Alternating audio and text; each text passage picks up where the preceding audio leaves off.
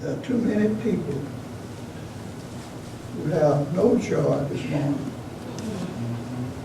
because they are disturbed and worried about what they see somebody else have. But I want to tell you, you're better off than a whole lot of people. Amen. It's not in what you have. It's not in how much you have. Real joy is the joy that we have in Christ Jesus. That was his purpose for coming into the world to die on that cross. That through his grace, you and I would have joy, unspeakable joy.